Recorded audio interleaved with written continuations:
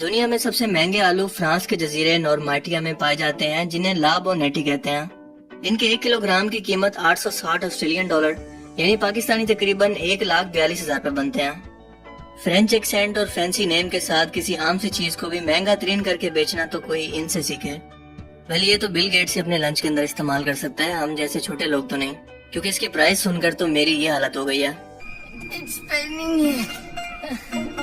बेशर्मो शर्म करो शर्म।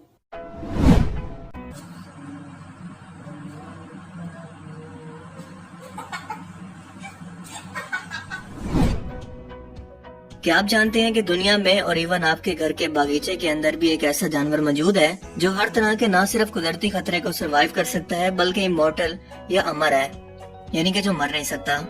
हद से ज्यादा ठंडी जगह हो, हद से ज्यादा गर्म, इवन के न्यूक्लियर बम का हमला हो, खतरनाक रेडिएशन हो, या फिर अगर इसे आउटर स्पेस के अंदर भी छोड़ दिया जाए तो ये वहाँ भी जिंदा रह सकता है, जिसे टार्डिग्रेड या वाटर बेयर कहते हैं, और ये सिर्फ माइक्रोस्कोप के नीचे ही देखे जा सकते हैं। ये बहुत ही अजीबो गरीब किस्म की जिसामत रखते हैं, जिनकी 100 के करीब नस्लों के बारे में हम जानते हैं, जो दुनिया में तकरीबन हर जगह पाई जाती हैं। तकरीबन 500 बिलियन ईयर से ये अब तक 5 मरतबा मैस एक्सटिंक्शन का सामना भी कर चुके हैं, और इसके अंदर भी वो जिंदा बच गए, जिसमें आइस एज और डायनासोर के खात्मे का वक्त भी शामिल है।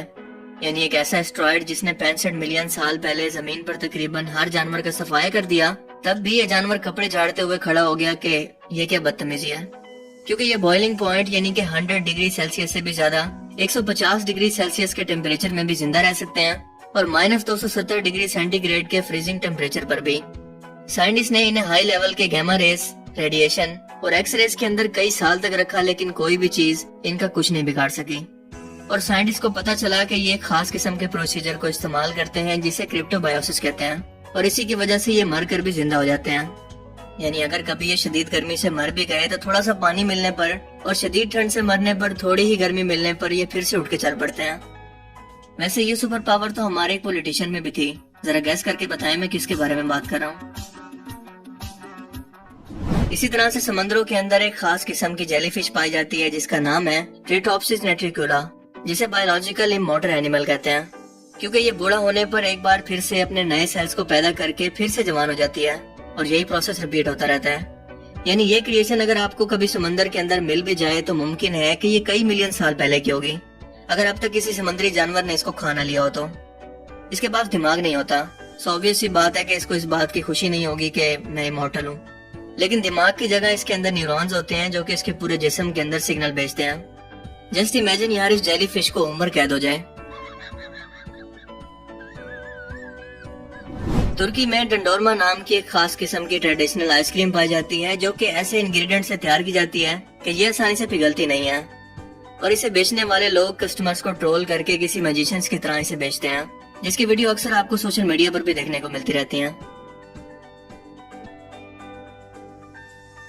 क्या आप जानते हैं कि 20वीं सदी के मशहूर तरीन साइंटिस्ट अल्बर्ट आइंस्टाइन का दिमाग और इसकी आंखें इसकी मौत के बाद यानी 1955 के अंदर चोरी हो गई थी, जिसे एक पैथोलॉजिस्ट थॉमसन हार्वे ने चोरी कर लिया था, और इसकी आंखें आज भी अमेरिकी शहर न्यूयॉर्क के अंदर महफूज हैं, और इसका दिमाग 40 टुकड़ों की सूरत में अमेरिकी शहर फिलाडेल्फिया के एक म्यूजियम के अंदर महफूज है। इंग्लैंड के इलाके नॉर्थम्बरलैंड के अंदर एक ऐसा यूनिक गार्डन मौजूद है जहाँ 100 किस्म की नस्ल के मुख्तलिफ पौधे मौजूद हैं। आप सोच रहे होंगे कि इसमें खास क्या है। हाँ, तो खास ये है कि ये 100 के 100 नस्ल के पौधे दुनिया के सबसे जहरीले पौधे हैं, जिन्हें इकट्ठा करके इस गार्डन के अंदर यहाँ पर लाया गया है। ये इतने जहरीले हैं कि लम्हों के अंदर या तो इंसान की जान ले सकते हैं या बहुत ज्यादा नुकसान पहुंचा सकते हैं। यानी कि ये पौधों की जेल है जहाँ पर सिर्फ ऐसे पौधों को एंट्री मिलती है जो इंसानों को सबसे ज्यादा नुकसान पहुंचा सकते हो। इंग्लिश डिक्शनरी का सबसे लंबा वर्ड ये है जिसे आप पढ़ नहीं सकते, क्योंकि इसके अंदर 45 लेटर्स हैं, जो कि एक फेफड़ों की बीमारी का नाम है। वैसे इस वर्ड को बोलकर आपको भी फेफड़ों की तकलीफ हो सकती है, सो इसका नाम बिल्कुल सही रखा हुआ है।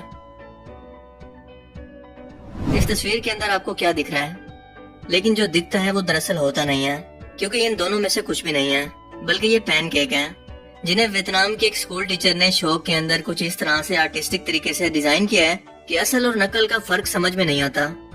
सबसे ज्यादा दुख तो उनको होगा जिनको आधी रात को अचानक भूख लगे और वो फ्रिज खोलकर कोई फ्रूट खाने की कोशिश करें तो सामने ये किन्नू पड़े हो। اگر میں آپ سے سوال کروں کہ ہمارے ہارٹ کا کلر کیا ہے تو یقیناً آپ سب کا جواب ہوگا کہ ریڈ، جو کہ ٹھیک بھی ہے، لیکن یہ کلر اس میں موجود بلڈ کی وجہ سے نظر آتا ہے، کیونکہ یہ ہمارے ہارٹ کا ریئل کلر نہیں ہے۔ کیا آپ جاننا چاہتے ہیں کہ بنا بلڈ کے ہمارا ہارٹ یا ہیومن سیل کیسے دکھتے ہیں؟ بالکل ایسے، جی ہاں، بالکل وائٹ۔ دنیا میں آپ نے بہت ہی عجیب و غریب قسم کے اسپورٹس دیکھے ہوں گے، جن میں سے ایک یہ بھی ہے۔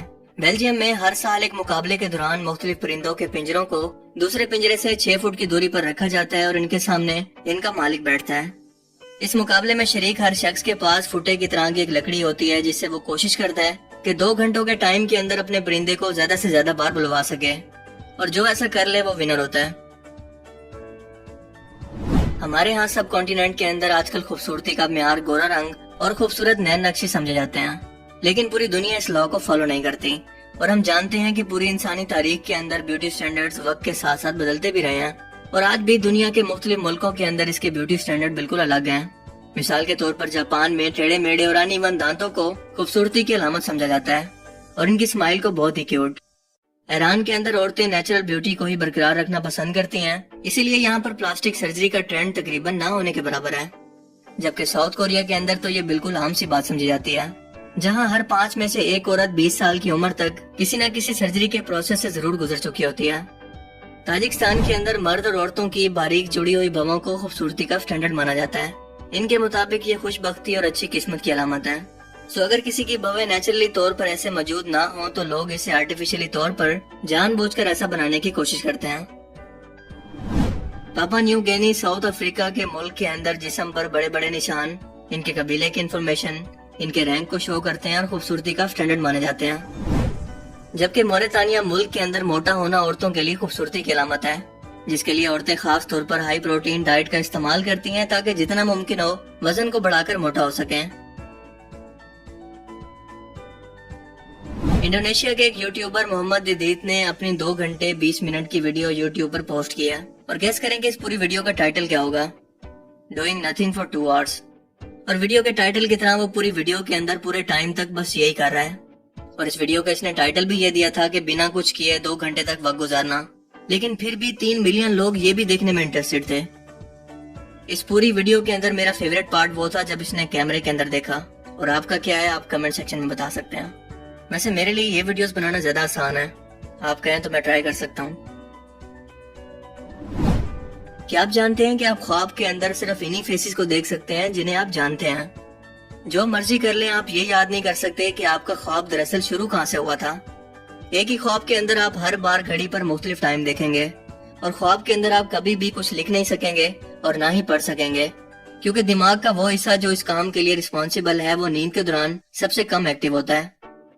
آپ سونے کی جتنی کوشش کریں گے نیند آنے کے چانسز اتنے ہی کم ہوتے ہیں، کیونکہ جلدی سونے کے چکر کے اندر آپ اپنے دماغ کو بہت زیادہ سٹریس کے اندر ڈال دیتے ہیں، اور نیند کا تو تعلق ہی سکون کے ساتھ ہے۔